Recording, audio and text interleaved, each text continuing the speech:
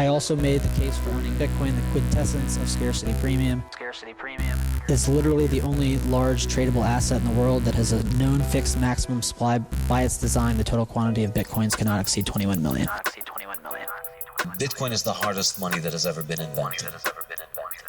If you don't have my private key, you cannot spend my Bitcoin, period. And this is the power of Bitcoin. It's the first time we figured out how to create true property that you can take possession of with full custodial rights.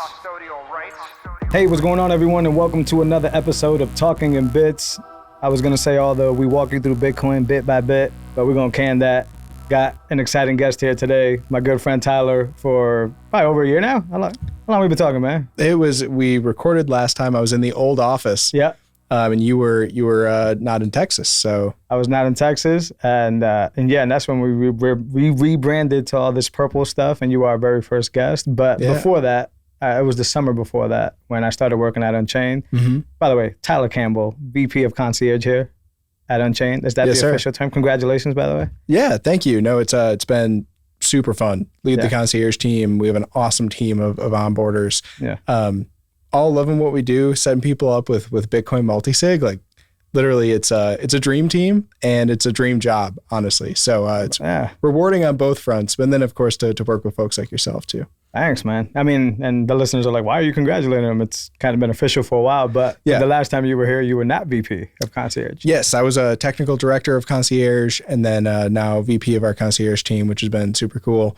I get to think more about strategy for the Concierge team, how we can, do effective onboardings, how we can do efficient onboardings, making sure that our content that we're producing is both educational, timely, and gets out there on the appropriate channels. So it's been a really, really fun time. And you've been a whiz at that, man. See, and then they say Bitcoin can't take you anywhere. Is it like, you're just Bitcoiner, just a little magic internet money. You'll never be successful. Well, that's kind of the interesting thing is like, this too, yes, we're a Bitcoin native financial services company and we think about Bitcoin orders of magnitude more than most companies out there. But that doesn't mean that we're not a company that uses business tools, that use, these software tools. We need to think about sales pipelines and, customer service tools that we use for ticketing systems and stuff. Like, the Bitcoin aspect of it aside, we are very much so a powerful growing company. And I think that's kind of like flies under the radar a little bit too. Mm-hmm. Even when I talk to my friends about it, they're like, I want to know, what do they think I do, right? Yeah. Like, do they think I'm not also working with the same tools they're working with, talking to clients, making sure that things are done the appropriate way? Like, we're all doing the same thing. We're just doing it with a better money. Right. And that's fascinating you bring that up because I think a lot of the great decisions that Unchained does here, especially in the Bitcoin space, is like traversing that very thin line between respecting Bitcoin, but still also building a legitimate business, right? I think a lot of those decisions are like very on that line, right? For sure. Like we're not like abandoning, I don't like to use the word pleb, but we're not abandoning Bitcoiners and we're not abandoning Bitcoin principles.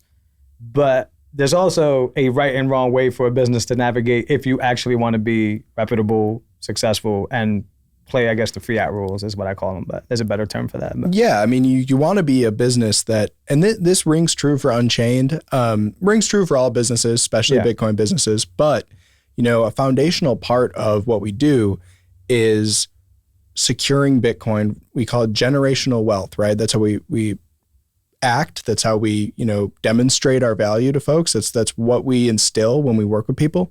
And with that then comes, okay, your average run-of-the-mill Silicon Valley startup. Okay, what does their runway look like? We ask those founders or teams oftentimes, okay, where do you see the team in 5 years? And they'll immediately either give you a desired exit plan to go, to get bought out or something like that. Right. When we think about where is Unchained in 5 years, well, to me, that's table stakes. Where is Unchained in 25 years? Yeah. Right? Like, how can I know that my next of kin are going to have a collaborative custody vault be, have somebody there for them in terms of Bitcoin knowledge or inheritance products, things like that. Like, our low time preference is coming through so much in everything we do. Absolutely. And I think that does separate us a lot of times from companies who are just as old, even though it was 2016, or older than us, but just have such a different time preference with it. Yeah. And it just brings like, it's this very interesting mix of, yes, we're like a young tech startup company, but at the same time, we are like this oak tree that is expected to be here for generations. Oh, that's great. That should be somewhere on the website. Yeah, Neil Woodfine, if you're listening, I have some marketing ideas. That's it, the oak tree. Yeah. But no, I agree with you 100%. And I think that's what makes us unique, especially, I mean, last year we saw it a lot, right? A lot of the, I'm just going to call them crypto. I don't care if they claim to be Bitcoin companies. They're crypto companies. They fell apart because, like you said, time preference is really high. Decisions were along that high time preference, and then eventually it just catches up to them. I had to talk with Drew when Drew sat here, and he was talking about something similar. Like those companies just decided to take that fast-moving decision-making that they just couldn't sustain, and it wasn't billed as a no single point of failure risk for the business, if that makes sense, that we're going to talk about in a little bit. Yeah. I obviously paraphrase Drew's incredible words, but the point he was trying to make is that because we made those hard decisions very early on, right, when we decided to put keys in the hands of clients instead of in the hands of business, the business, and do these decisions that obviously take a long time to scale, we're actually set up to not have any risk inside the company because there's not one single person that can, move anybody's funds or any client's funds, but also as a business not have to be leveraged or not have to be, in the position so we could get wrecked when the market decides to take a dump. So the oak tree stands tall, and back to your analogy, and it's because of earlier decisions we made. I think that's big. Yeah, it's like, the difference between being an oak tree or being, a locust that like feeds on the leaves of the oak tree, right? Like Alex Mashinsky from Celsius was never a Bitcoiner. Yeah. Never wanted his clients to secure generational wealth. What he wanted was a yield vehicle that would draw people in so he could, go buy a new boat or something like that, right? It just comes at it from very different principles. And that's why, oftentimes it's questions that companies, not even just Unchained, not to make it Unchained focused, but these low time preference Bitcoin companies, it's questions like, why do you guys not offer yield, or why X, Y, Z? It's like, well, why don't you support other cryptocurrencies? You could get a lot more client demand if you open the door up to Tyler Coin and Jose Coin, and why don't you just try to do that? Well, it's like, listen, we're focused on producing value, and we're focused on helping people secure their wealth. Right. So that's our kind of North Star. And I wouldn't have it any other way. And to Drew's point, it's like, that's what matters to me. And that's what kind of invigorates me too as an employee. So yeah. By the way, Tyler Coin would do way better than Jose Coin. I don't know. I don't know, but I'm not going to test it out. So. One day, I don't know. Maybe we'll get enough clout that would be worth anything. We'll just buy Bitcoin with it, so it's all good. Right.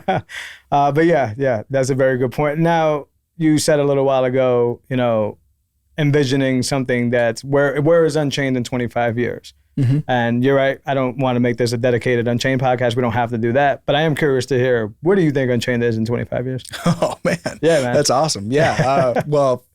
So, I see Unchained as an institution becoming synonymous with wealth security. And in 25 years, it's going to be, wealth is like Bitcoin will have reached a point where not only is it a household name, but it is going to be just embedded into the very fabric of how people save.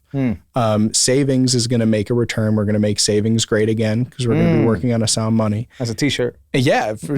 or a red hat. There you go. But yeah, so in 25 years, Bitcoin's going to be embedded into the fabric of savings and how individuals and families and pension funds and sovereign wealth funds think about value. And so when you position Unchained, when you paint the picture of 25 years from now with Unchained in that picture, we're going to be synonymous with wealth security. So our client base is going to include nation states. Our client base is going to include Fortune 500 companies. Our client base is going to be vast and expansive, and our team is going to need to be vast and expansive, geographically separated. And we are going to be on the front lines educating individuals on how to best secure their wealth while also learning new Bitcoin tools, whatever Bitcoin tools are being used in 25 years. There's education, there's financial services, and there's a team of dedicated experts. And that's not going anywhere.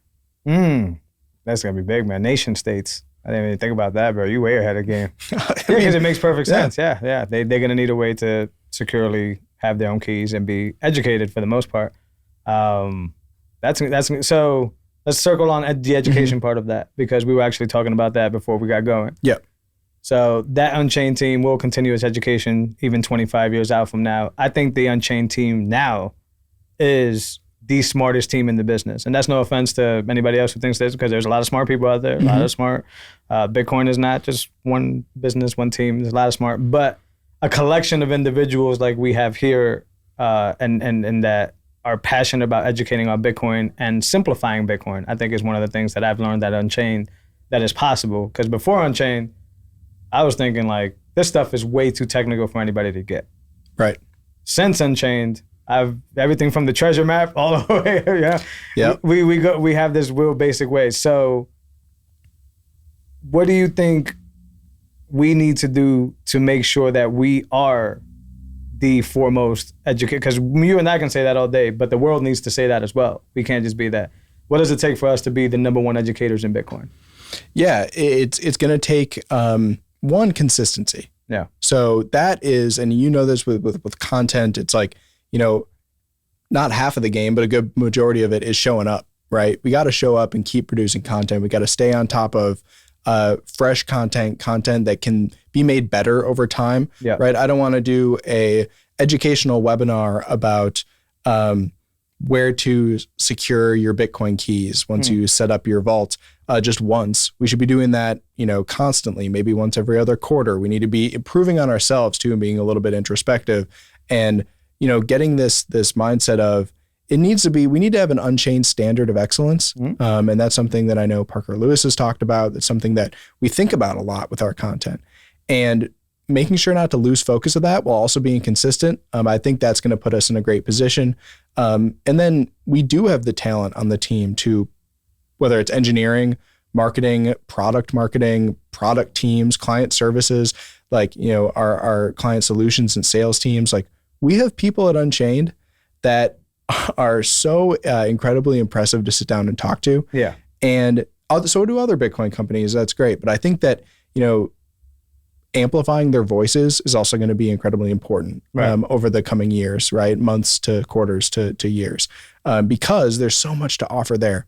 And I mean, I came to this interview right now, just got done with the concierge onboarding for, a client in their 70s, later in life, right? Set up 2 brand new hardware wallets, went over everything, talked about, you know, the analogies we make and we talked about everything. And my principled, like my basically my guiding, what do you can call it? Like a mandate basically is, you know, I want somebody to leave a phone call with me or the member of the concierge team comfortable and confident in what they just did. Yeah. And if they're not comfortable and confident in that first meeting, that's fine. People have different, you know, like learning tastes and styles. Let's get on another call. Let's make sure you're comfortable and confident. Right. If you're comfortable and confident, then you can kind of put the guard down. You can take in that educational material a whole lot easier because you're not worried about, you know, your savings being at risk. Yeah. So confidence, being in comfort, that's what we're striving for. And I'm just excited for this next wave of educational opportunities, whether that's through video content, YouTube content, being loud on Twitter, on Nostr. There's these cool tools coming into play. So, you know, making sure not to stay stagnant too. We got to keep our wits about us and move fast. I think a big piece of it too, I agree with everything you said. I think there's one thing that you might have missed there, but you probably agree with this, is being true to Bitcoin. Oh, yeah. Yeah, I think the reason we are such good educators is because everybody here is true to Bitcoin. 100%. Those same people that you said that it's a pleasure in this company to sit down and talk to. I promise y'all, this is not an Unchained shill podcast. Yeah. We don't have to talk about like this is real. Yeah. This is presented to you by Unchained Capital. All right, now let's actually start the pod. Neil, you might have to cut the check for that advertisement, but this is just every day we have these talks often, and it's just a microphone in our face. But this is a real deal, and it might sound biased, but we welcome you to come down here to 6 in Congress and come check it out for yourself. Also, use Sparrow Wallet if you want to. Yeah, 100%. Sparrow's great. Yeah. Like Bitcoin only. We don't lose focus of Bitcoin. But I think that's where the education, the point I was trying to make it is very important, because like I give the Casa example, right? Which is like, you know, I told this to a client on the phone, and I was basically saying like, Casa teaches you how to do Bitcoin their way. Mm-hmm. We teach you how to do Bitcoin the Bitcoin way. Yeah. And then we give you a really cool interface to allow you to interact with that network and do it the right way. Right. Right. Because when somebody was explaining, and I've never been a Casa client, but when somebody was explaining to me like their key setup and how it works and how like you got one on the phone and like if you lose the phone, now you got to get like that key somehow replaced. I was like, wait a minute. Nowhere in the white paper, nowhere in anything that has to do with Bitcoin did it say that your phone will serve as a private key that I'm aware of. Yeah. Besides like a blue wallet with some seed phrases in it. And I mean, like, so I think a good way to phrase what you're getting at there is like, you said it, we try our best to onboard you to Bitcoin. Right. We're not onboarding you to Unchained. No, that's the interface you log into and that's great, but we're onboarding you to Bitcoin, right?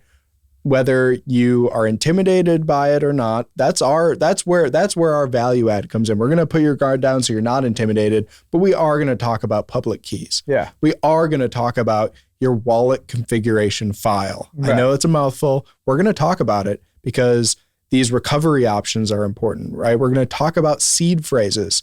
Are you nervous to write down 24 words? That's fine. We're going to talk about it still though, and we're going to have you do it. Like, we're not going to put a facade on and say, hey, don't worry about writing down seed phrases or don't worry about, these complicated things that might seem scary on the surface because they're not that scary. And when you have a team of experts behind you, your security is going to be ironclad. And that's why we're here. That's why we exist. So we do onboard you to Bitcoin and not Unchained. I think that's just really, really, really important. It is. And it is for the long run because, at least, base layer Bitcoin, it's not going to change much, if any at all, going forward. Maybe to minor. So to have that education, to onboard to a financial services situation where you're now actually paying attention to, Bitcoin and doing it the right way, that education that we give you that 1 hour, that education that we give you on that phone call will probably serve you for the majority of your wealth, unless something major happens on-chain base layer that changes something. Yeah. And then we'll be there to show you the new stuff too. Well, and there's network effects there too, because, you educate somebody who, has kind of an eagerness to learn, right? A lot of our clients do because they're awesome and they save their wealth in Bitcoin. And then there's network effects to it where you teach somebody, they go teach somebody else who goes and teaches somebody else. And now it's like, my one talk about seed phrases has reached 10 people because, I explained it really thoroughly to this individual. Yeah. So like always keeping in mind, and not if you're just working at Unchained. If you're working at a Bitcoin company, you're talking about Bitcoin, have that in mind too. Don't just put yourself in front of the individual you're talking to. Imagine you're on stage talking to a bunch of people, because that, if done right, that's what's going to happen. And that's what we need to have happen if we want 1 billion people holding private keys. Love it. Love that answer. All right, let's shift away from Unchained. Yeah. All good. Single points of failure. Yes. You wanted to bring that up. It sounded like you were very passionate about that. Yes, we disrespect them. Because I got some things to say about that, but go ahead. Yeah, single points of failure, not just with your Bitcoin wealth. Right. Single points of failure so Phil Geiger brought up this concept of, as I'm sure your listeners, if you've, or also if you're on Bitcoin Twitter, there's this seed oil disrespecting kind of became a thing, kind of a meme. Single point of failure disrespecting is what we do too. And Phil Geiger kind of coined that single point of failure disrespecting. And, doing it with Bitcoin, now I see it in other areas of my life and I'm like, wow, single points of failure can be protected against if you're aware of them. And it's not just with Bitcoin. Yeah. Now, Bitcoin multi-sig, no single points of failure if done appropriately and correctly, right? You could lose a seed phrase, you're still okay. You can get your Bitcoin back to a good position. But other areas of life, and you've noted this too, like you've seen this firsthand, your grocery store's food supply doesn't have to be a single point of failure. You can shake your rancher's hand and you can get local food sources through actually establishing relationships with them and not creating a single point of failure when it comes to you and your family's ability to put food on the table. 100%. With careers, we see right now in 2023, tech layoffs are happening at a breakneck speed as compared to the past decade or so, right? And those individuals at these large tech companies, are they really proficient at content creation or freelancing, or like, do they have another skill that they've acquired that ensures that they're, Google is not going to be their single point of failure. Yeah. And that's really important. So when it comes to, what you're good at, what's your craft, that could help you just ensure that your employer is not going to be a single point of failure. So there's a lot of ways where I'm just observing in life that it comes up. It's just like, wow, that was a single point of failure for me, and something went wrong with this one thing. Yeah. And then it has a domino effect. So I know we were talking about that before the show. What have you noted with the single points of failure? The big one is where you get your information from, right? Yeah. Like, there's the real researchful backed way of doing things where like you hear something, but then you don't believe it. You kind of just go do your own homework, maybe read some books about it. That's arguably, I think, the right way to do things is you really exhaust something out before you actually make your final decision on it. My argument with the education front, and I've fallen victim to this too, Cedos is a good example, is you don't really have, or so you don't think you have the time to do that thorough research. So if there's just somebody remotely that you trust online, it could be it could be you, it could be any, and you're just gonna run with it, and you're just gonna be like, well, you know what? That's right. And then you read and you see some other tweets that are like anecdotal to it, where it's like, let's just beat on seed oils. Oh, it's bad for your mitochondrial and all these like major stuff. And then you're just, that's it. I don't need to read no books. I don't need to know nothing about seed oils.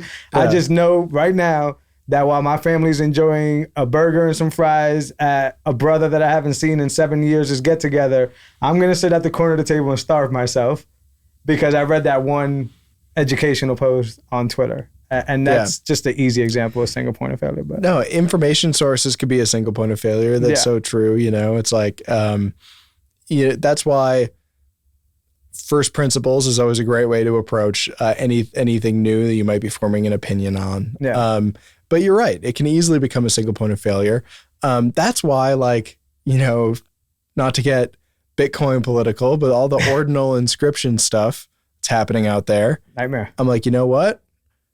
I don't want XYZ Twitter account to be my go-to resource on this. Right. I kind of have a good idea of what I think, but first and foremost, it's Bitcoin, like Bitcoin transactions on the Bitcoin blockchain. Yeah. So that makes me feel good. I know there's, it's not an outright scam token or something like that. But I know there's drawbacks. There's pros and cons depending on what you're interested in and what you want to do. Maybe you're bringing more people into Bitcoin through a certain thing that they can do now. But at the same time, maybe you're bloating the blockchain and making certain things harder to do, like downloading, doing the block download while running a node, or, getting like maybe the market for fees becomes really high. And that's maybe not the best use of Bitcoin block space, right? But those are interesting things to think about. And like having that intellectual battle with yourself is going to be way more productive than reading your favorite Bitcoin Twitter account and thinking that person's right. That's how I'm going to think. 100%. You know? And there's it's probably like some stoic, probably Marcus Aurelius. I'm sure it's Marcus because that's who I read most often. But like there's a point there, and I'm paraphrasing this, where he's like, you don't have to have a thought on this.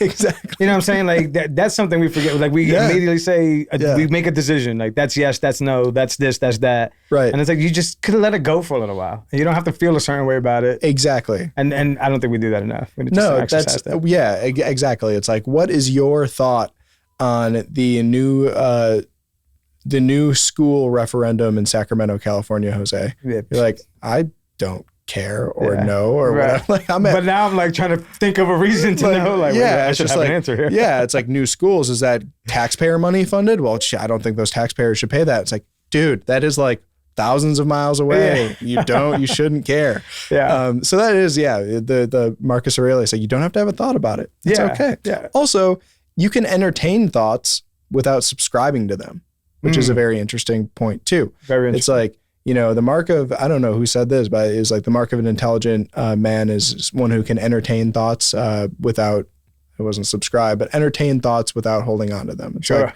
let's weigh this, right? It's kind of like having an intellectual Turing test with yourself. Like, what could be the pros? What could be the cons? Steel manning and straw manning certain things. It's like, that's healthy to do. Yeah. Helps if you have an intellectual sparring partner to do it with too. Sure. That's why a lot of my friends and I, maybe we agree on some stuff, don't agree on other stuff. But at the end of the day, like, that's fun. We're going to have a beer about it later anyways.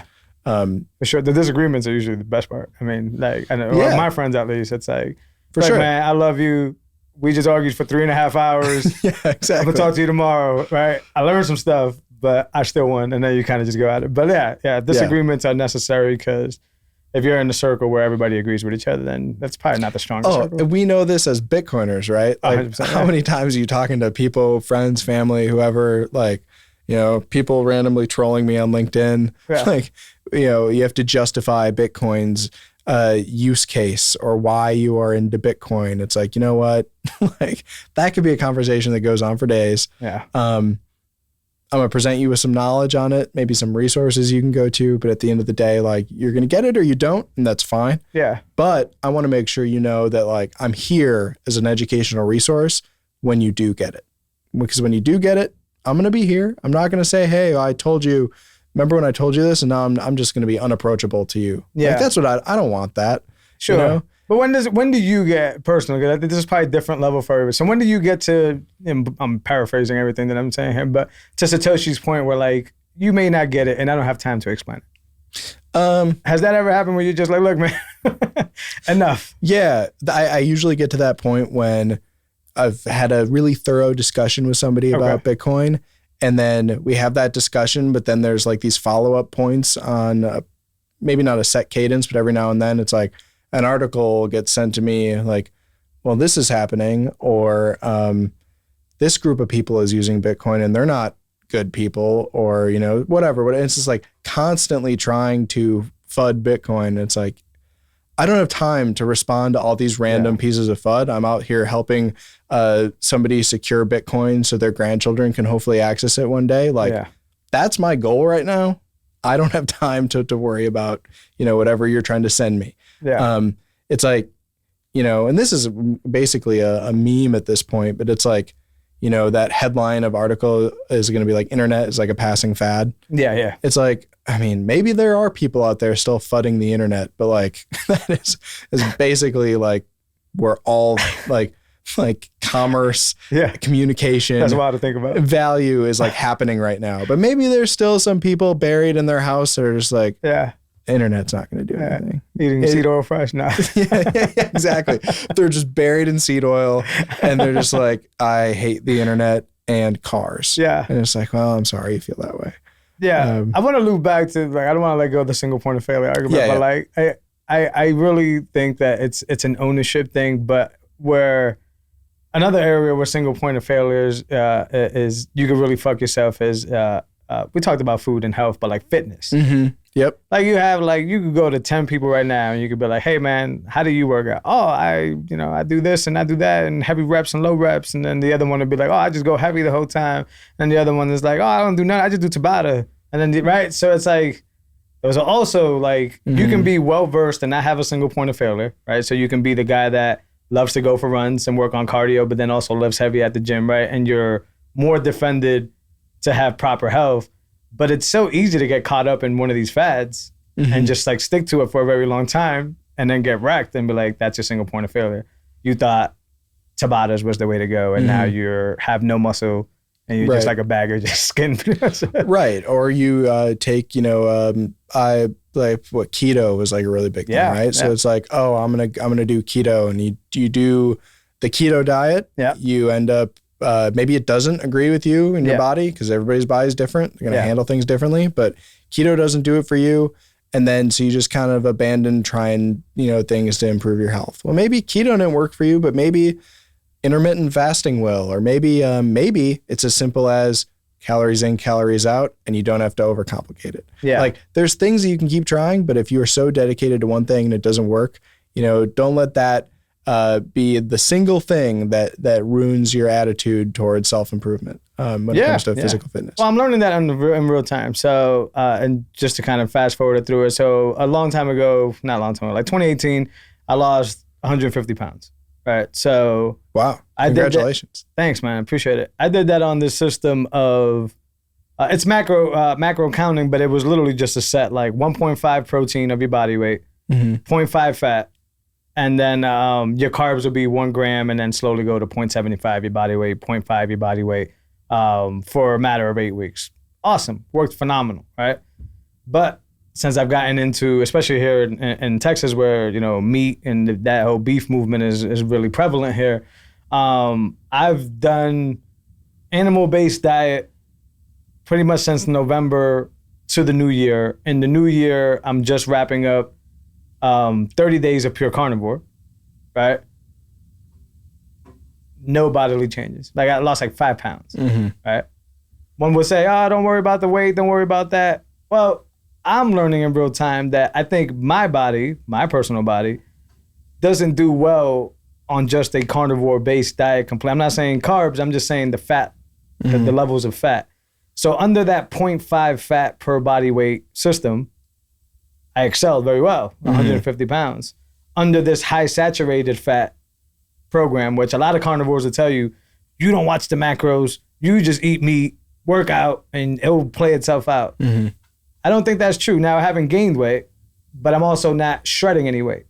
Right. So back to the single point of failure. My single point of failure in this situation is thinking that what all the other carnivores are saying actually works in my body. It's only been 30 days, but it doesn't work in my body. I actually think I need a lower fat diet, which would mean either leaner red meats or just different types of proteins.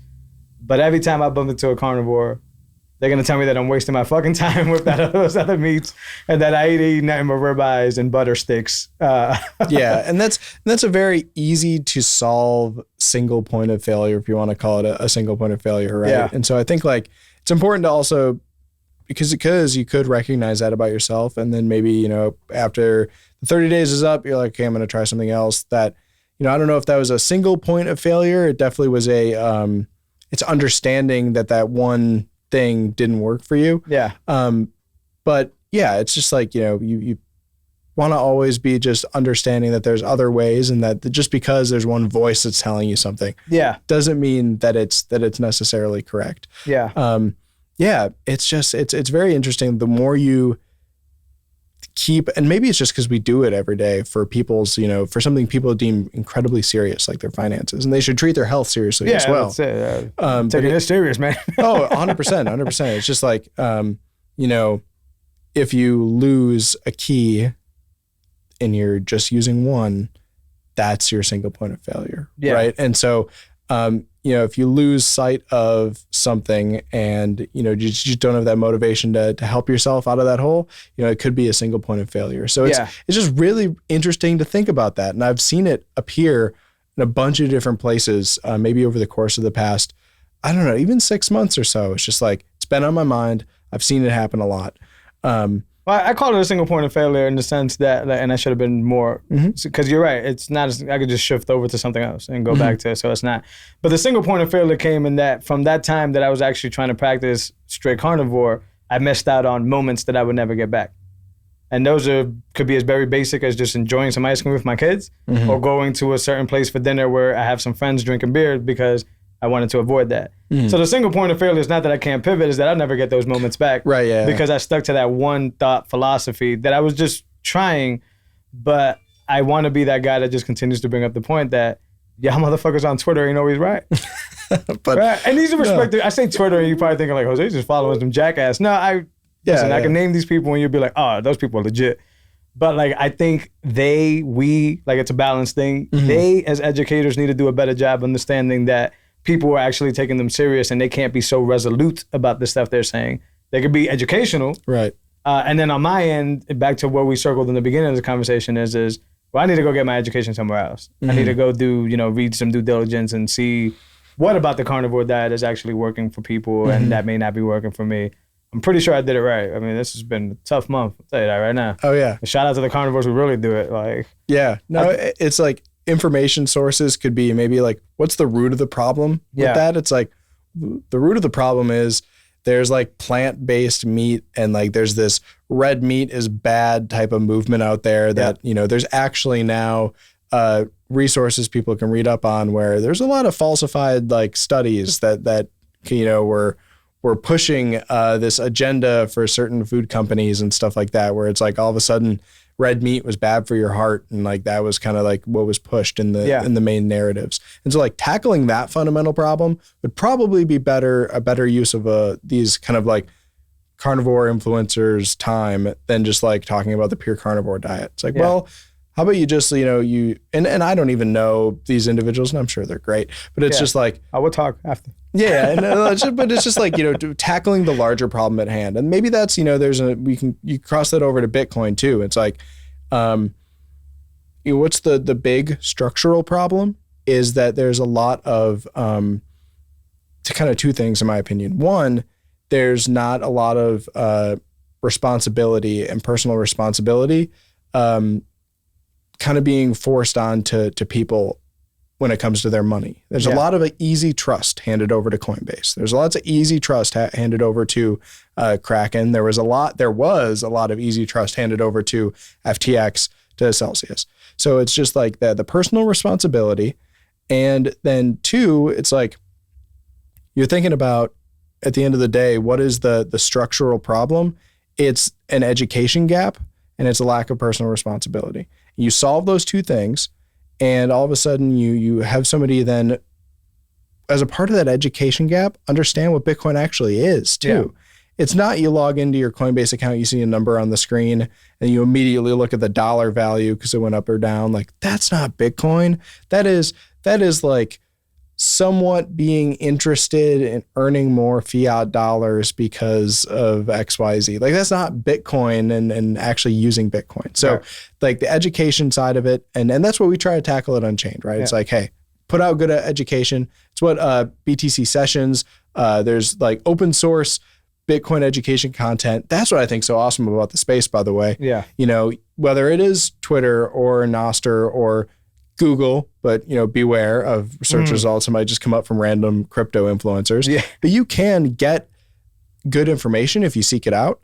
And that is just so important. I just hope that doesn't go away. We need to be amplifying that. But at the same time, I think the harder thing is talking about personal responsibility and instilling that into people. Because it's so easy to go create an account at XYZ exchange and buy Bitcoin and leave it there. Yeah. Because it's just like that the personal responsibility isn't there. Maybe that's going to be something that, when your younger kids are older, maybe it's a world they grow up in, is like personal responsibility is kind of been, they've just been around it more, and maybe having a father who's a Bitcoiner. And I know your wife's really supportive of, I saw her the other night at the Austin Bitcoin Club. Yeah.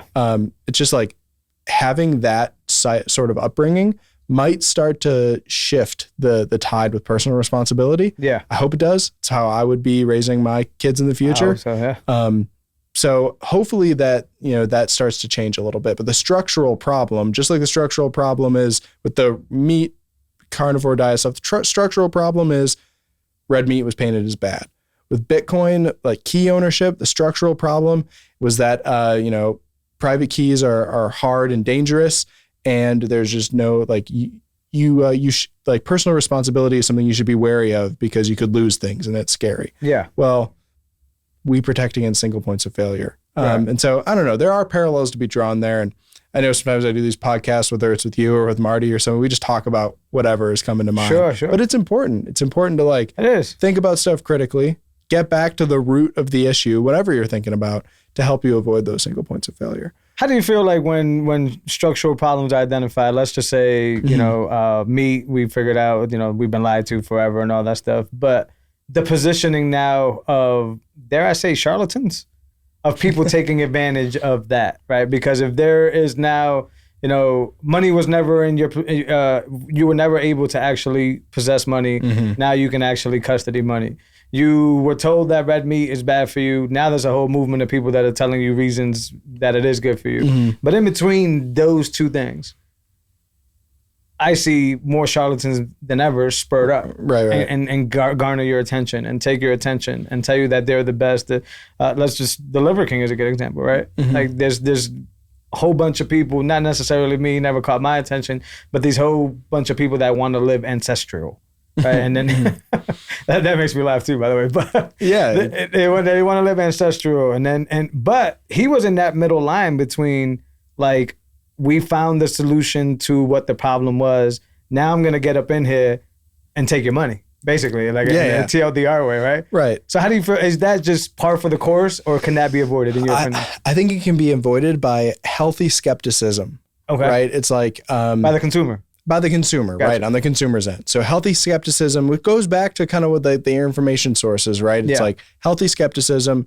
You hear from Alex Mashinsky's mouth that the Bitcoin maximalists. You got beef for Alex, huh? That's the second time. It's just like I can't stand individuals losing out on their hard-earned Bitcoin or saved Bitcoin. Whatcha? I just put myself in that position, and like if I were, I would be just seething with like that. It's so, man, it's just pernicious. It's just not something that and I think about it probably more often than I should. Yeah. And about Sam Bankman-Fried too. Sure. It's just like these which are the middlemen and kind of what we were just talking about. Yeah. They're just there to siphon off value because they're playing on people's ability to not think critically and not be healthy skeptics. Yeah. And other things too, right? I mean, you outright scam people. Yeah. And like Yeah. a lot of people just don't know any better. But like if you are keeping your Bitcoin on an exchange because you heard that something was too hard or dangerous or scary to set up, you're not being a healthy skeptic about that, then that's kind of the problem as the consumer. That personal responsibility. It's like, hey, okay, that person's saying it's really hard, but how come like these companies exist that can help me? Or Trezor and Ledger have been around forever. How come there's these hardware wallet companies and like it doesn't seem like it's that hard. Maybe I could dip my toes in and experiment. Like you just need to have personal responsibility and a healthy dose of skepticism, right? Like there were still people that when the red meat stuff came out, red meat's bad for you. There was a handful of people that were like, no, like I eat red meat a lot and I feel really healthy. Yeah. So I'm just going to like default take that as a little, like, I'm skeptical of that. What's the money behind that? Who paid those authors? You go find out one of those authors is on the board of Frito-Lay. Okay, it makes sense.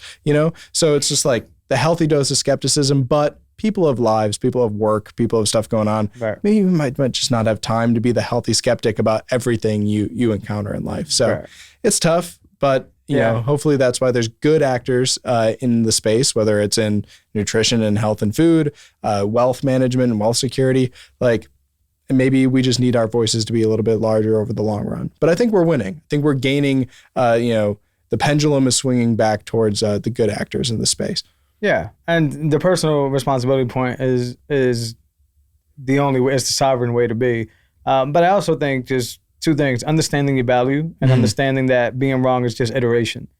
Like, and with that personal responsibility, just keep figuring it out what works for you. Like, last night I was telling you this before we got on. I was in a session with the chef of Hop Daddy. I'm saying that bad. Hop Daddy. Hop Daddy. Are they good? Have you been? I've been there one time. Is it good? I had a burger. Yeah, it was great. Okay, good. Shout out to them. I'm gonna go check it out as well. But the whole gist was like, and I love it. It was an excellent conversation that I think, which is why I'm bringing it up now. I think more people should hear. This is not a plug, but go check out Me Mafia's episode with, I believe his name is Matt. But his point was, and this is really helpful dude, really jack guy, really whatever. So the question was posed to him to say, hey man, how come you're not doing beef tallow for your French fries then, if that's the case or whatever?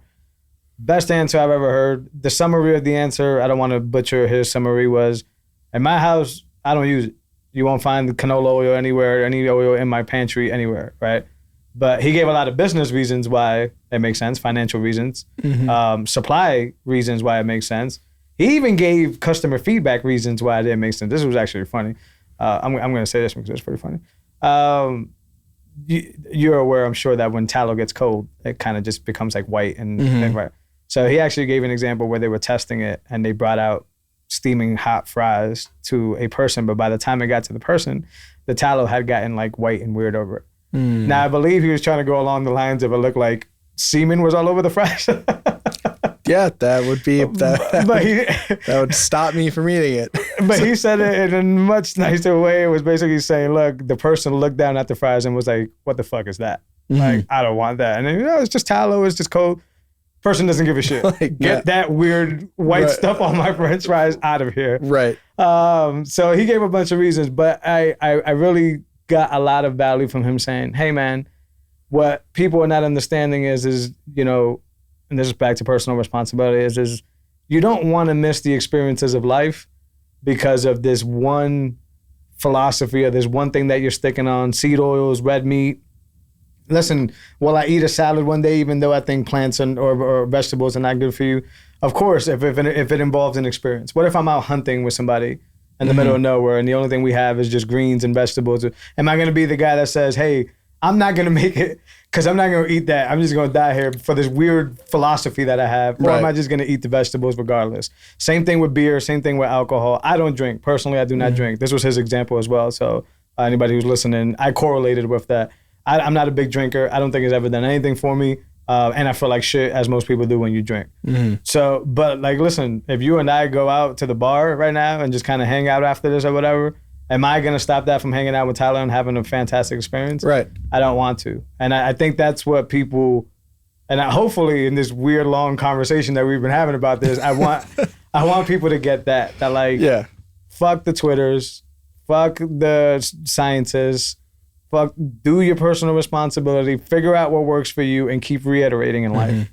Keep figuring out what's wrong. Carnivore didn't necessarily show me what I thought it was going to show me. Yeah. I'm moving on to the next thing, which is probably just an animal-based diet because I do like animal-based foods anyways. And that technically, if you're eating grass-fed beef, that's plant-based. Well, I'm in this different rabbit hole. So I'm going back and forth here, but I'm on the grain-finished, grass-finished rabbit hole. That's an interesting one that... you need to have Jevy on the pod. Have you had Jevy? I've had him, but we talked about Sea Tyner, which is kind of random. Okay. I mean, he's kind of like the unspoken like spokesperson for Sea Tyner. Yeah. Because he's the one that introduced me and gave me a bunch of resources. But I got to have him back for what he's doing now with his new Substack and the meat. He's our biggest carnivore here. Yeah. Primal cut sheet. Yeah. I don't think he used them, but he asked me for a bunch of pictures from some jobs I did, and I sent them his way. But since I've been in Texas, I thought, and I'm not even shy of saying this or whatever, but I thought KNC was grass finished the whole time. I didn't know that it wasn't. And there's arguable back and forth points on why it matters and why it doesn't matter. Does that have to do with like flavor profile or nutrition or both? Flavor is definitely different. Look is different. You won't have the marbling with the grass finish because it's not as fat, obviously. But there's back and forth arguments. I've heard a good argument on both sides where nutritionally it's better for the omega fat splits and stuff like that the animal's having as opposed to that. And going back, I don't know if this is true, I haven't tested it yet. I'm going to, tomorrow actually, I'm going to pick up an eighth of a grass finished cow to be able to test my theory on fats, my fat ratio that I'm consuming. Am I just consuming too much fat from a grain finish, because I've been eating KNC this whole time, and what happens to my body if I kind of stay carnivore? I'm not going to do just salt water, and I'm going to incorporate some other things like raw milk again. Is grass finish meat leaner, basically, in a sense, because it doesn't have the marbling and it doesn't have all that. So is Wagyu a shitcoin? I think it is, dude. I think it is too. I think Wagyu's a shitcoin. Yeah, I think it's a bottom of the barrel, like fourth page on CoinGecko shitcoin. Yeah. Damn. Yeah, but like I used to buy like actual like I even know Wagyu, is that you say? I used to say Wagyu, but it's a shitcoin. Who cares? Well, I used to actually like buy like Wagyu tallow because I thought it was like actually doing something well. Yeah, and then shout out to Jevy. I was learning through one of his threads that like has more of some. Again, don't want to trust my information sources. Maybe I should be a healthy skeptic about this. Sorry, Jevy, skeptic of your info. But it's just like it has whether it's the smoke point or something that oxidizes, I don't know the technicals, but like Wagyu fat is supposed to be maybe a little bit different in the ways that you use it and in the ways that folks use it. But I think Wagyu is a shitcoin. Well, I think, do you have any other reasons why? I think I've heard that like how you get the animal to be as big as a Wagyu is very interesting and weird. Like, maybe, I don't know if it's inhumane, but like, I think it's basically like meat butter. Like it's great, but like if I want to have a steak, I want to have like a reverse seared rare ribeye. Yeah. Like a Wagyu is great, or Wagyu, sure, but like, is it just like, am I gonna be able to cut it with a fork and it's basically like fat and meat together? To me, it's just like it give me like a stomach ache. Expensive as fuck too, and super expensive. It's like you know what? Why is I don't know. I think that for the most part, I'm sure there's rarities out there or like outliers, but I think it is like somewhat just really bad for the animal. The way to get it, like I think they're just like massively obese, like to get it to be a Wagyu qualified or some shit like that. So. I know. Yeah, there's some interesting things that go like foie gras. You know how that's made? No, what's that? I don't even know what that is. That's like meat butter. That's like, I think you like force feed geese with grain, like stick a tube down their throat, force feed them grain, and then their liver just like breaks basically because they're just being force fed so much grain, and then it like gets really fatty and you scrape the fat off, and that's foie gras. Really? Yeah. Does it taste good though? It tastes great. It tastes great, but it's like terrible for the animal. So yeah, I don't know how did not think I would be walking into the studio today to talk about that's foie hilarious gras. though. Yeah. But I just learned something new. But back to like the Wagyu's a shitcoin. Do you have a segment on Talking in Bits called "Is this a shitcoin or not"? No, I have Mind Your Block, but that should be the new one. Where hit me. Like, okay, you're gonna own the segment right now. Yeah. Leather car seats. Shitcoin. Why? For the same reason leather couches are. Oh, okay. Too much noise. Yep. Get stuck to them on hot days. Yeah. Okay. Not getting you any female attention, even though both of us are good in that department. But yeah, I don't think a female is gonna look at you and be like, "Oh shit, the leather seats," and just unnecessarily overpriced. Yeah. That's when they hit you with the was it luxury model? Or exactly. Yeah, it's luxury because it's leather. It's like, first of all, it's probably not real leather. Gets way too hot in the summer. I agree. I think leather cracks. Yeah. Will Cole taught me that leather seats were a shitcoin. 100%. Let's go. Go ahead. Let's go with Got me thinking now. Oh what's man. Shitcoin? Let's see. Are you a coffee drinker? My wife is. Hit me. Okay. Cream in coffee. Shitcoin. Really? Yeah. No, well, she's gonna disagree. She has cream in her coffee, but you think cream in coffee is a shitcoin? Why? You know? Yeah. I do too. Okay. Why? Upset my wife. Go ahead. Just like, I like black coffee. I think like if you're gonna drink something, I'm not a Folgers guy. Yeah. That's why I get a lot of shit thrown at me in the office because I go and get coffee places because I'm a millennial, so it's like embedded in me that that's what I do. I waste my savings on coffee. But like I get black coffee because you should be tasting the coffee bean. Why would you dilute that with some like, pasteurized milk? Like maybe raw milk. Raw milk, I'm about to say, is like a little bit in my coffee. I haven't tried that. I would. It's actually really good. I've tried it, and I'm not even a coffee guy. Is it a shitcoin or not? Raw milk. Not shitcoin. That's not awesome. regular milk. Shitcoin. Okay. Yeah, not. This is one of the biggest beefs I've had during this little 30-day stint is that I got rid of raw milk. Okay. Because I wanted to just stick to the carnivore thing or whatever, and I miss it. Really? It's like melted vanilla ice cream. It's so creamily good. Really? It's amazing. Better for you, better nutritional panel for you, better essential fats. It's good. I haven't tasted any yet, but I heard you can make a really bomb raw milk ice cream. Is it easy to like digest? That depends on the person, I guess. But that's true. It is for me. I think it's good. My little guy who's 9 years old crushes raw milk. Like it's like his favorite fucking thing. Really? Yeah. That's awesome.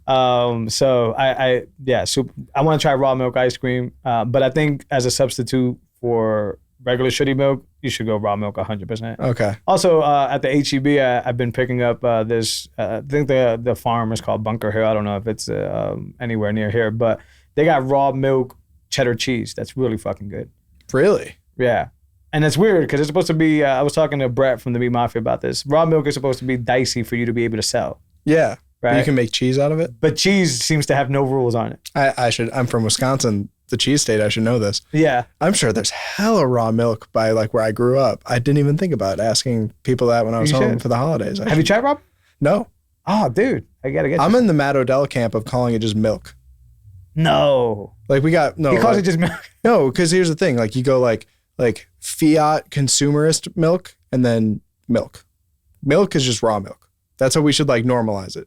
You're calling it raw milk is just kind of like, oh, it's just milk. You just drink milk. Sure, but like, how do I point out the other one then? Do I just say like that's just fiat milk? Yeah, fiat milk. Okay. All okay. Right. So that could be that could also be the segment like fiat or not. Yeah. Is it a shitcoin? Shitcoin would be like something that's really, really bad. Oh, if you're listening and you like Tyler's idea, let us know. We'll make it happen. Yeah, I'm sure there's. I can't recall anything now, but I have told my wife like I saw something like that's a shitcoin. Okay. Is it a shitcoin or not? Value for value model. Not. this show is living proof of it. I mean, Of course. it's. I was surprised with those numbers you threw out at Austin Bitcoin So Club. am I every day. That's cool, man. That's really cool. I look down at my phone app. I mean, I use it as my podcast player anyway, so like I'm in it. But like, yeah, every time I see something come through, it's just like Yeah. somebody partied with their Bitcoin in order to like. I had a dude a few weeks ago that was like, "You're full of shit, and you're just like boosting yourself up." I think it's what he said. Like, this whole show is about you talking about yourself. It's not, but like. I was like, man, he paid for that. He deserves to say that if he paid for it. Like, I was okay with it. He paid for that. Think about it. That's, value. Yeah, all right. And now you post on Twitter and you have a troll jump in there and tell you to go fuck yourself for free. Oh, that would be kind of an interesting thing to do. Just like, what are those sessions where, is it just called a roast? What? Just what type of session? Have you ever seen like those, like maybe it was on MTV or something, you just have a roast to somebody? Well, the roasts are usually your friends roasting you. This guy's not my friend. That's true. But you do like a public roast. Like, yeah, sure. Pay sats to roast me. Sure, I'll take your Bitcoin. Yeah, dude, like, I thought I would be offended, but I mean, I know the truth. Yeah. Obviously, that whole episode I was talking about how like bullish I am on Bitcoin in America, like Texas, New Hampshire, Missouri's doing all that stuff. So like, the episode had nothing to do with Jose, like zero. But I was like, hey man, he wanted to pay 1,000 sats just to tell me that I'm just self-absorbed, and I was like, I was cool with that, man. I was like, hey, you paid, it's your right. Yeah, I gave him shit in the next episode, but I also told him like, thank you, like, because I have this thing where on my solo reps where I basically say I appreciate the first time listener and the last time listeners, because those people exist. You hear me, you think I'm a weirdo, or you just don't like it. You last time, it could be your first time, and you could be here forever. Right? Yeah. It's one of those things. So I appreciate both of those, models the same exact way. Just like I listen to podcasts and it's like that. But in value for value land, people pay for the opinion. And I think in Nostr, we're going to start seeing that as well. 100%. Like, I should be able to, if I want to call you a goof, not do so in like it is nowadays, where I could just write you're a goof. Yeah. But also be able to say, hey, you're a goof, but I'm paying for the ability to be here and not be a troll, right? Basically, because like I'll stand on it is basically what I'm saying. Right. Yeah. So, it's kind of like if you're going to troll, at least like, do it effectively, or at least, like pay to play. Pay to play. Pay your Yeah, right man, to troll. you're going to come into the club and you're going to talk shit, that's fine. Yeah. But you got to pay to get in here. You ain't going to be talking shit from outside. That's for sure. And if you're talking shit outside, I'm not paying attention to you. Right. Anyway, so it's all good. So last one on the shitcoin segment. Sure. Shitcoin or not, Super Bowl. It's this Sunday. One thing on the value for value thing. I think it's the last stand that creators have versus the ad revenue model. That's all I'll say on that. I've talked about that a gazillion times. I still refuse to, like, I have an embassy suite. I talk about it. I talk about my experience with it. Devices like code cards. I talk about that stuff. But I'll never be able to stop my show to be able to explain, to like basically shill a code card. Or shill an embassy suite. And I love my code card and I love my embassy suite, but I won't do that. But these companies are also not paying you just to give your experience on it. Right. Rarely do they do it. I'm going to say never. So like value for value has allowed me to be able to connect with my listeners, let them know what my experience is, and not have to rely on the company. Conversely, if the code card is a piece of shit, it's not. If it's a piece of shit, I can say that freely without having to worry about the check getting pulled. Exactly. Yeah, you're not, That's the last stand. And I know Marty, I didn't listen to that episode. I forgot the individual's name. I've been predicting this for over a year. But when music artists get into value for value and I can stream directly to the creator and they get the royalties, music industry is dead. Dead. And I'm excited for that because the music industry is a hellhole. So it's the publishing industry for authors. If I could listen to a book like on Audible and stream sats, game over publishers, game over Amazon publishing, you're gone. So very interested in those things. Value for Value did that for the podcasters, those type of guys. And can't wait till I can stream video sets. Like, can I watch a YouTube video and stream some sets? Like, I know I could do like a get Albi and like send you a boost or some shit, or like you have an on-chain or lightning wall and I could pay. But no, like as I'm watching, can the player stream sets? I'm really interested in that. But that'd be sweet. Super Bowl, I think the NFL is a shit coin, Nice. but I think the game is always fun. And I don't like.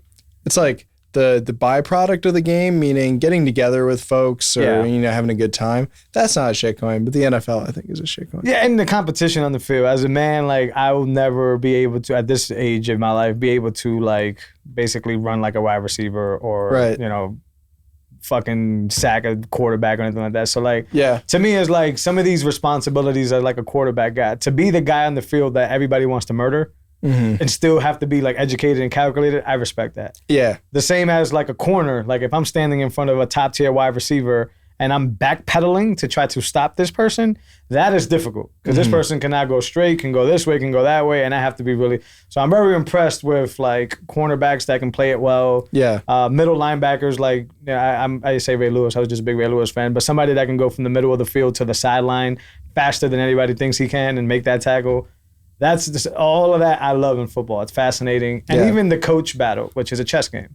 Right. The intellectual sparring and the athleticism, I'm a huge fan of that. Yeah. But when it comes to really just preying off these athletes and, you know, putting them through physical trauma. Yeah. And it's just like the way the NFL is structured. Yeah. I'm not a big fan of that. So I think like, you know, the shitcoin nature of it is kind of in just the bureaucracy of the NFL and how it's like basically like it's just a gladiator show we watch every Sunday, and we get to turn it off and go about our daily lives. Well, guys are out there getting concussions and it's not being taken seriously. And so that aspect of it is a shitcoin. But I was asking, okay, NFL jerseys. Would you wear a jersey?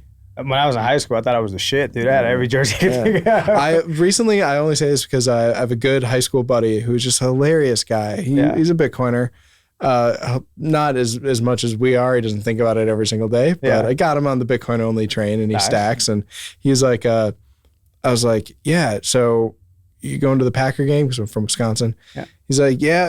I'm like, you know, you got like a Packer color on, you got like a jersey. He looks me dead in the eye and goes, why would I wear another grown man's name on my back? I'm like, fair. That is the best answer I've heard in a while. That's kind of cuckish if you think about it. I know. I was like, damn, did he just like, wow, he just kind of put me in my place a little bit. I was asking just really, I'm like, oh, don't you have a jersey? And he just like took it super seriously. Yeah. Like, oh, that's funny. Don't assault my masculinity.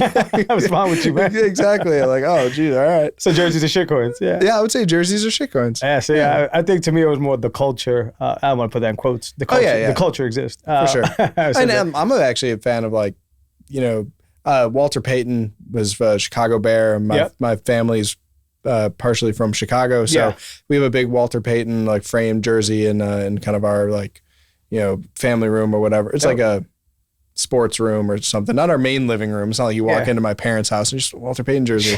But then we have like this kind of game room where the kids, the younger crowd hangs out, and like that's cool to frame it and stuff. But like wearing it. My friend put it in perspective for me. He goes, wow. Yeah, not for me too. I ain't never worn a jersey. I used to wear so many of them, but it's true. And they're expensive as shit. They're way overpriced. So they're the shitcoins. Yeah, they want you to be they just want you to fanboy over shit. You're right. Right. Your boy's right. Let him know. If you listen to it, you're right. 100%. I'll just share the episode with him. Let him know. Oh, speaking of sports, and I love that we're just jumping all over the place. Yeah, no, and this is. I'm sorry if we got off topic. I know we were talking single points of failure. We were talking. No, it's all good. I love this. I think this is what we do, and that's natural. But your brother, baseball, right? I saw you post a few things. Is he in the pros? How does that going? So he, that's really cool you asked about that. My brother played college baseball at the University of Illinois. Yeah. This past year, he signed as a free agent with the San Diego Padres. Nice. So he, went to rookie ball basically last year in Arizona and played for a little bit. And then he had the holidays off, like the Christmas time and stuff. Now he's just recently, so today he's coming back from the Dominican Republic. He played down there for about 3 weeks. Him and another guy on the Padres team went down to the Padres facility in the DR and basically spent 3 weeks down there just playing, really improving his Spanish a lot because he's a catcher. Yeah. So he all of his pitchers are Spanish, so he needs to go over signs, curveball, fastball, all that stuff, and like go up to the mound and cover his mouth with his glove and just start talking in Spanish. Sure. That's awesome. So that's been a cool experience from it. Like he's been telling me all about it. We're pretty close. We talk every weekend. He'll just give me a ring and we'll just shoot the shit about it. Love that. He's coming back to the States and then he's going to be going to Arizona for kind of spring training. And then he'll probably end up in single A minor league baseball playing in either California or in Fort Wayne, Indiana. And it's just a grind to get to the major leagues. But he's getting paid to play a game. So I'm like, dude, you're like, give it a try. That's a win. You're young. You're early 20s. Like, go for it. You know? Yeah. Now, is the I don't even know how to put it, but like the single A, triple A, are those players treated well in the MLB frame of things. Like treated well, yeah, but it's but like compensated well, no. Probably not. Yeah, A lot of those guys tend to have secondary jobs during the season. Maybe they roof or something like that. yeah. It's not fantastic money by any means. Sure. And that's kind of changing. I know there's some like structural changes within the MLB to make that a little bit better. Yeah. But it's not a replacement for. So my brother went to college. He got his degree. But and we've had very real talks about it. It's like the percentage chance of like him getting to the show, right? Yeah. To be a San Diego Padre and go play the Texas Rangers or the Red Sox. Yeah. That would be cool. It's a hard road to get there. Yeah. So, he's going to take it really pragmatically. He's going to be like, hey, if I'm at this for 3 years and I'm not like advancing really, I might just hang it up and go, either be a coach or do things that he wants to do. He's interesting. Yeah. like, I don't know if he was in Austin. He came by the office. I don't know if you were around to say, not, no. Yeah, he's like, I don't recall meeting him. So 2 inches taller than me. He's super muscular. Man's like made out of rock. Yeah. So he's really into physical fitness. He's really into, eating steaks and stuff like that. Yeah. So he has passions in other areas, helping other baseball players be the best they could be. Yeah. He's very religious. He's a strong Christian. So he has like his own path going for him, but it's pretty cool. That's Thank you for amazing. asking about that. It's super cool. No, yeah. I mean, I've seen you post about it, and it's like, yeah, it's not every day that somebody gets drafted by a team, whether it's to the show or whether it's even the AAA. Like, No, right, it's super cool. It's and he's a Bitcoiner too. Yeah, sweet. He stacks his sats. That's the part you were missing there. That's that. Yeah, he stacks his sats. He's like, Ty, do you like, I'll be open with this. Like I help him with his key security. I'm like, hey, What? It's like You're the GOAT. he's just like, hey, you like, I forgot my PIN. I'm like, that's why you have me. Like Yeah, right. I wrote it down for you because I knew your ass wouldn't. love that, like, yeah. But it's slowly teaching him like this responsibility. Now, like he takes his Bitcoin very seriously. Yeah. Which is interesting, right? Because a lot of people his age, he's 21 years old. Yeah. A lot of people his age would just like, they go on Cash App and they buy it and they kind of forget about it. And so he takes it super seriously. It's like every time it gets over, a certain dollar limit on Cash App, he'll move it to his multi-sig. And he's just like starting to think really the right way about it. Love it. And it's really cool. It's really cool. Yeah, it's because like you were saying earlier, you got him into that entry point. You educated him to the point where now it's important. It's not, it would have never got there if you didn't push it that far. Right. And now it's just like, I kind of have him on my side now. I'm talking to my dad about Bitcoin and, that's been a stronger or a more difficult education push. But Jake, my brother is just kind of like there going, that's why I don't sell my Bitcoin. Why would I do that? I'm going to hold on to it. No reason to. Yes. That's amazing. Yeah. So is sports big in your family or is it just your brother that's? Sports is pretty big. My dad played college baseball. Nice. Coached our high school teams growing up. So baseball is kind of like the big focus. Yeah. I played, but was more into school and stuff like that. Sure. And then my sister is into public health. So she lives up in Wisconsin and also like, I wouldn't call her a Bitcoiner, but she sort of. Yeah, she gets it. Like default skeptic, which I appreciate. I'm down for that. Yeah. She has an open dime that I'm sure she just has up on her, like that I gave her for. That's another thing. If you're listening out there, Phil Geiger told me this recently, and I'm going to stick to it. If you're ever thinking about gifting people Bitcoin for their birthdays or holidays, like gift them knowledge about Bitcoin. Don't gift them Bitcoin. I think I'm done doing that. I'm done loading up an open dime or sending people sats. It's like they're not going to appreciate it the way I would until they learn about it. So instead of giving somebody an open dime, I'm going to give them maybe the copy of the Bitcoin Standard or something like that. That's a good idea. Yeah. Knowledge about Bitcoin, not Bitcoin. Yeah. I've gifted people like not an open dime, just send them sets and they probably don't have it right now. Exactly. It's just like, oh man. yeah, definitely. So do your sister being in public health and your brother who's fitness, do they bash a lot or do they agree on a lot of things or? Yeah. I mean, I would say I think my sister's very anti-red meat, maybe. I don't know that for a fact. Yeah. If she happens to catch this podcast for whatever reason. Yeah.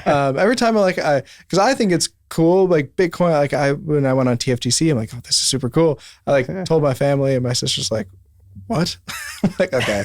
Yeah, I mean, you realize that I have a particular industry and folks that are in my world that just aren't in her world. Yeah. But there's like the red meat stuff, and she's like very red meat is bad and thinks, it might be worth it to go vegan.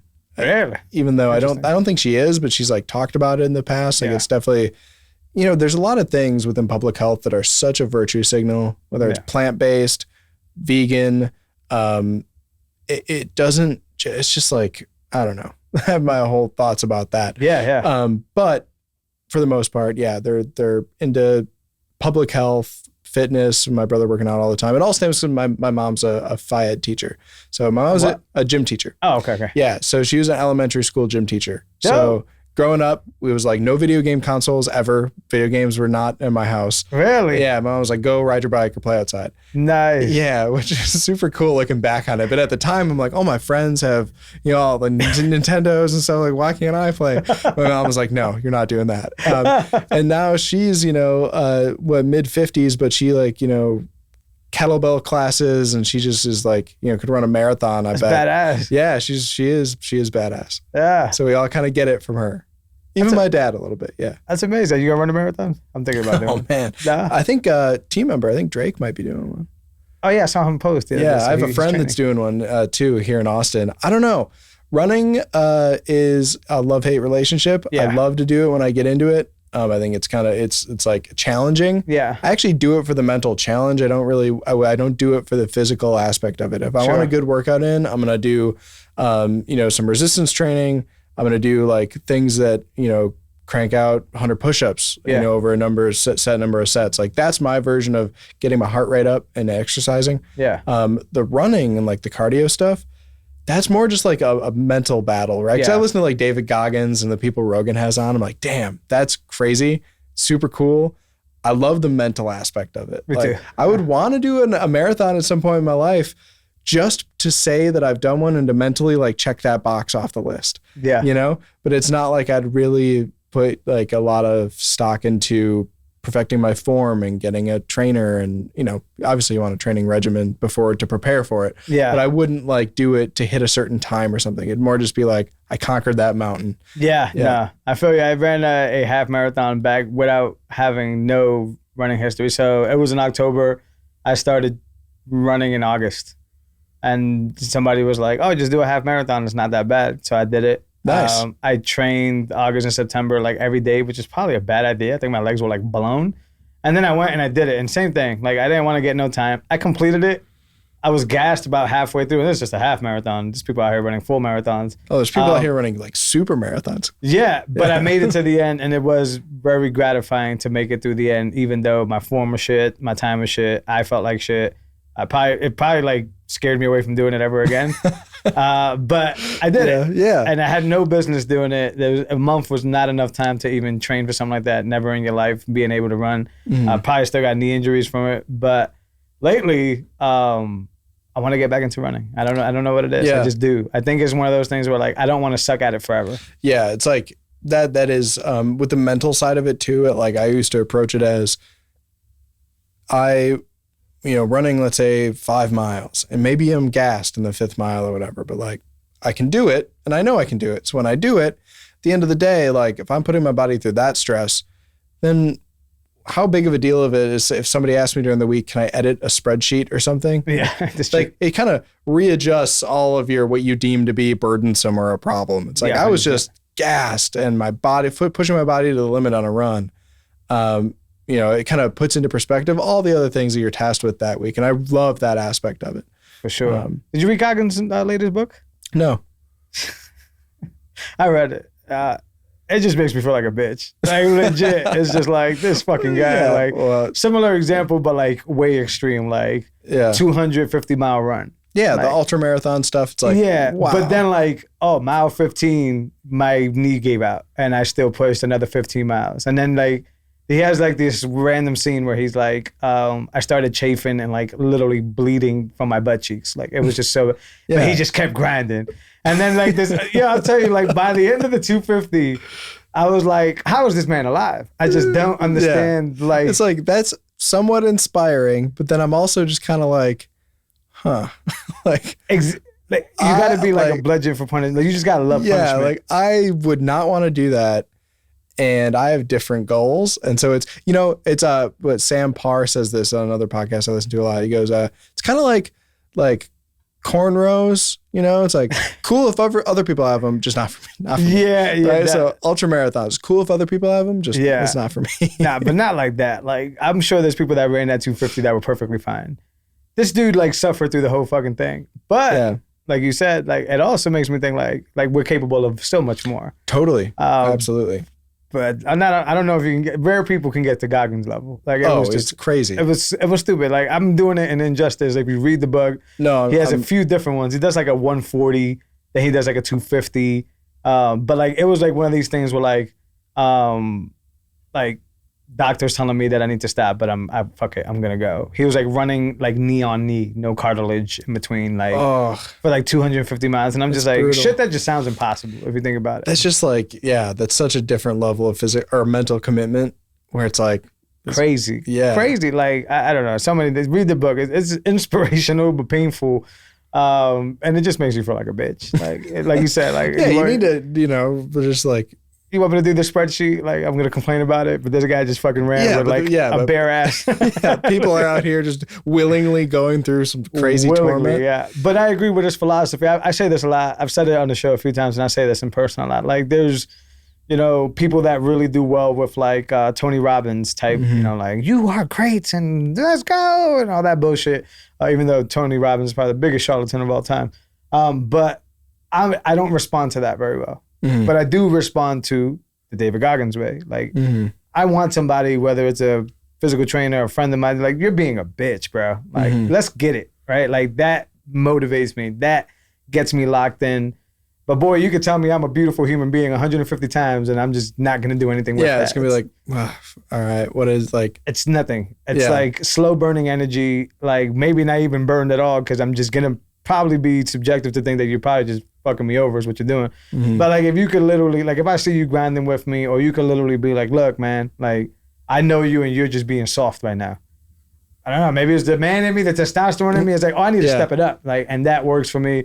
People need to find what motivates them, but it definitely isn't the tell people that they're beautiful inside and out thing. That shit doesn't work. Right. They won't do shit about it. What do you think themes of this overall episode? We covered a lot of things. Everything, man. I was going to ask you one thing about ordinals. I just forgot about it the whole fucking time. So in closing, let's talk about ordinals real quick. Not so much of the in-depth about it, but when I came into Bitcoin, it was around when NFTs were really big, and like not in Bitcoin, obviously, like in Ethereum. I always had, I think like the first like 5 episodes of this whole show, I kind of explored this arena. Me and Ben, my co-host at the time, we explored this arena where like, the Michael Jordan rookie card, right? Like that shit is rare, especially if you get a gem mint, and there's only so many of those.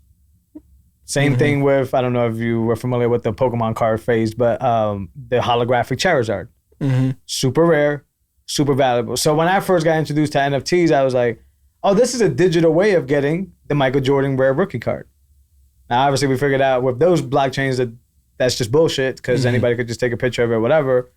Do you think ordinals returns scarcity to, I guess, memorabilia? Oh, I'm trying to say? It really isn't because it's just digital art if you think about it. But do you think it tickles that fancy though? Like the same people that would buy the signed Michael Jordan sneakers, would they be interested in ordinals? Yeah, my understanding, which I've grokked through a few podcasts and like Twitter readings here and there, it's like I think what we did or what Rod Armour did or whoever came up with the inscriptions and stuff, just like, and then ordinals and inscriptions are different. Okay, I didn't know that. Yeah, which was kind of interesting too. But like, basically, I think we stumbled into a better way to do NFTs than Ethereum, which is hilarious. It's kind of like, man, we're pissed that we did it better. So now it's just like, it bloats the chain, and why is this even happening? Like, it's just like, this sucks. We're so good. Yeah, exactly.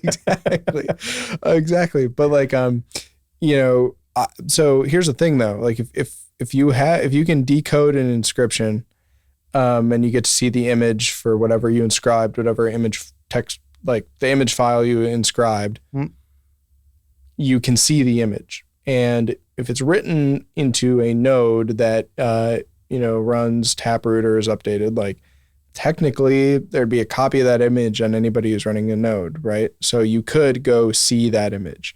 Now, do you have the private keys to move that image that's inscribed onto a transaction you have, onto a UTXO you have? I believe that's how it works. Yeah. Like, that might tickle people's fancy is like, okay, sure. Yeah. You can like go on eBay and look up pictures of the Michael Jordan rookie card. Sure. But I can move it from point A to point B and you can't. And it was just like, okay, that's interesting. Yeah. That's kind of interesting because now you can all of a sudden like truly self-custody, I think, NFTs in a whole lot different way that you could with Ethereum. Sure. Or at least, with ETH, it just wasn't put into the minds of people to actually take custody because that's not how these people think. Yeah. So I don't know. Like for me, I'm still having that intellectual sparring battle. It's like we stumbled into a better way to do NFTs. It's again kind of like ultra marathons. Cool if some people do it. I'm probably not going to. Yeah. But like I think there might be like what I think is kind of cool. It's like somebody put on Twitter the other day, like somebody should write the Tornado Cash code into an inscription and just put it on the blockchain, on the Bitcoin blockchain. Be kind of interesting. Yeah. Put the Bitcoin white paper on the inscribe it. Put the WikiLeaks, inscribe it into the Bitcoin blockchain so it's there for eternity. Yeah. Like, fuck central control and the powers that be, and the Bitcoin blockchain is the time chain that's there forever. That's kind of like a cool, something people can rally around. Yeah. Putting a picture of a monkey onto the Bitcoin blockchain just to bloat the chain and take up block space, I don't think that that's productive, but it's a free market and I guess I'm more libertarian than anything, so do what you want. Yeah. So I don't know. Like I think for the collectors out there, whether you're after that holographic Charizard, you want the Michael Jordan rookie card. I have a LeBron James rookie card. Nice. That I got when I was in third grade when he first entered the league. I put it in a sleeve in a case. Then I haven't touched it. Sometimes I still look at it, and I'm like, I haven't gotten it PSA graded, but that thing's a mint 10. I know it. And it's like that's cool. And he just broke the scoring record. I'm like, okay, that's huge. This is sweet. So I'm gonna hold on to this. But like, that's not my thing. I'm not a collector like that. Yeah. So I guess, I don't know. I can't appropriately answer that question because I'm not a collector like that. Sure. But I could see the case being made that it's more interesting than NFTs minted on Ethereum. Sure. Or the Solana blockchain that's down, a good percentage of the time. So yeah, maybe it gets more people interested. What I think is kind of cool is like if you're going to do inscriptions, I believe the way that it works is you have to actually run a Bitcoin node. So we're getting this whole group of people who are really into this stuff, running Bitcoin nodes. That I think is a net positive. More Bitcoin nodes on the network. So there's that. That's cool. I don't know. To me, I'm still weighing the pros and cons in my mind. I don't really care about the substance of it all. But the ordinals, so the inscriptions are like inscribing data to the blockchain. Okay. Ordinals are like a separate thing. Ordinals are basically like prescribing a serial number to a SAT. So you could say, oh, okay, wouldn't it be cool if you in your, cold storage wallet, if you had a SAT that was used in Laszlo's pizza transaction? Like some people might find that valuable. Some people, that's right. Weird. That's weird. Though. See, but I wouldn't. Like I don't necessarily care. Or like after the next halving, you have a SAT that was in the first block mined after the next halving. Some people are thinking that might be valuable because it's a rare SAT because they're all prescribed a serial number. That's interesting to me, but not like I would value it. I'm just first thought here, that's fucking lame as fuck. I think so too. That makes no sense. I think the inscriptions might be slightly interesting. Sure. I was with that. I'm not with the, so I thought the ordinals was the other way. I thought the ordinals was where we were just talking about the Michael Jordan rookie card and being able to have that image inscribed. Yeah, though that would be inscriptions. Right. And then the way that I think they tie together is you prescribe an ordinal number to a SAT with an inscription, like a transaction with an inscription in it. So you can track it. I don't fucking know. Oh, wow. Yeah, hold your own keys. Yeah. Like, I mean, if I hodl the SAT or the UTXO, do I need a serial number? I have it from the last halving. Like, I didn't spend it. Am I missing something here? Yeah, like... Right, like, so your example was like, all right, you have a block that was from the previous whatever. All right, cool. But I have UTXOs from the previous halving, right? Like, yeah, and they belong to me because I have the keys. So. Right, and what's more rare than the other one? It's like... that's weird. And who cares about who's the authority of verification for the serial number?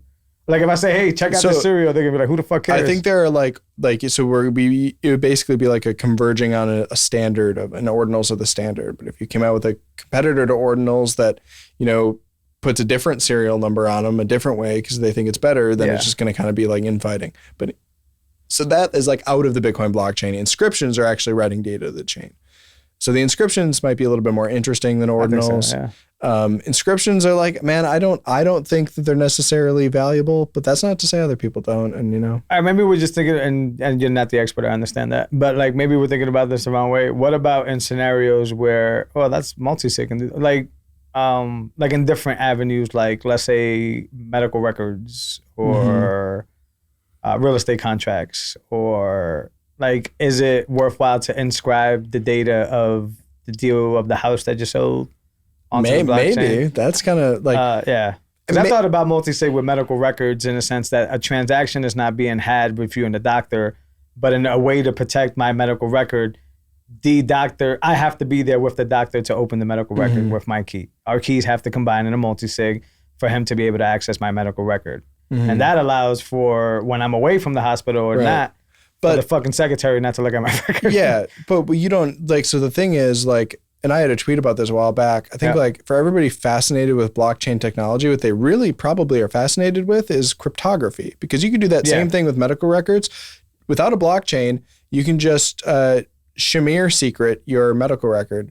So it's you have a key, I have a key to it, and we bring both of our keys together and we can see the medical record. There's no blockchain involved. It's just cryptography. Yeah, but in that example, wouldn't you have to trust the blockchain of the hospital? Like the point of it being on the Bitcoin network is that like I could assure myself that there's no single point of failure. Well, so like you can apply Shamir secret sharing to arbitrary data. So it's just like, okay, I have this data file.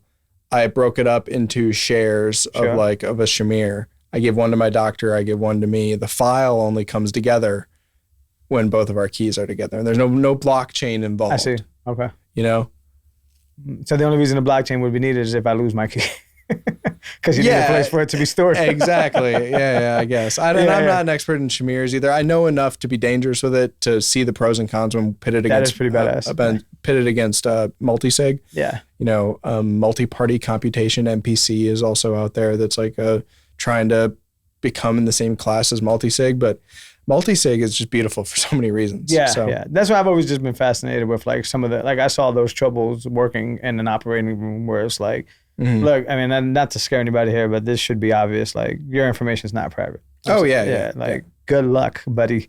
They know. Yeah. Well, I mean, these computer systems.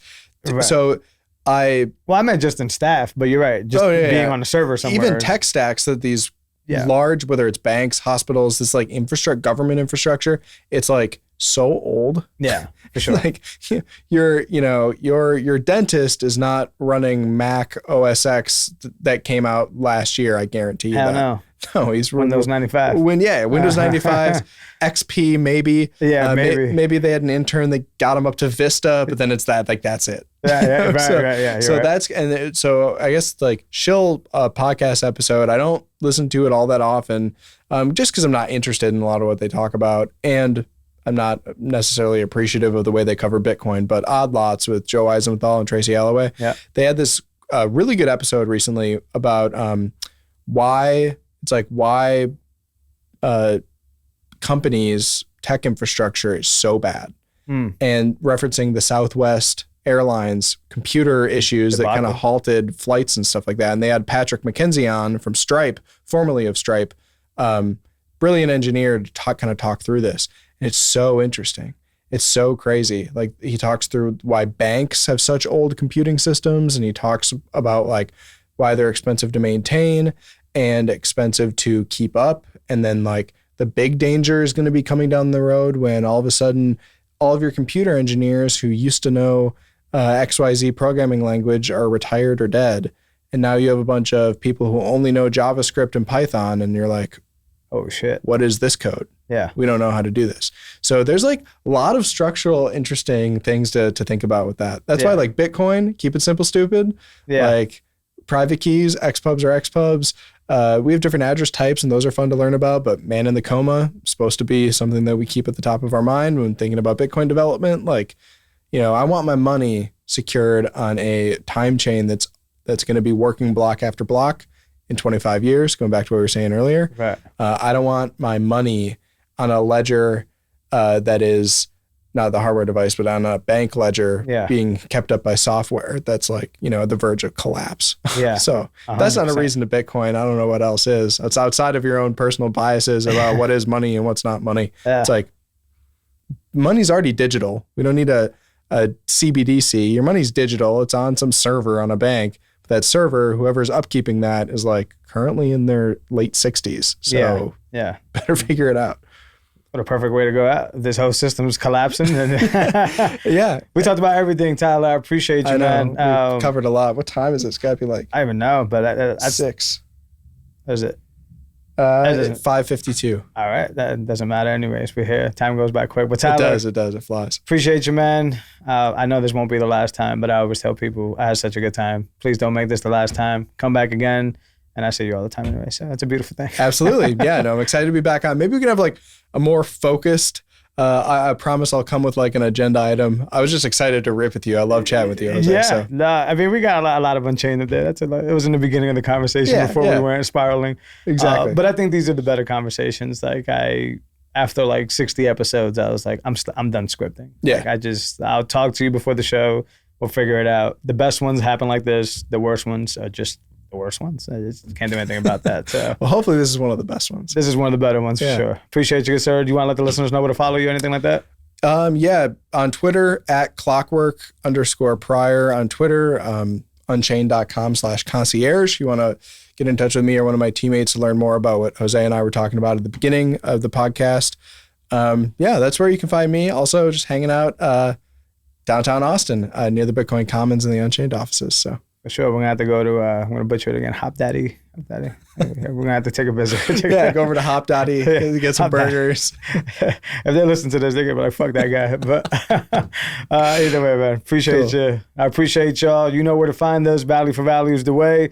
That's how you can be like that troll guy and let me know I suck. And that's how you can also tell me you love the show. Either way, we value your support. That's how the show stays afloat. Every single sat goes back to the show. 5% goes to Zeus Open Development Fund for Zeus Wallet. 5% goes to OpenSats and all the projects that they got. So you are not only supporting Talking in Bits, you are supporting the developers out there that allow these conversations to even take place. Check us out on any Value for Value Podcasting 2.0 supported apps. There's browser ones, Fountain on the phone, Breeze, all that good stuff.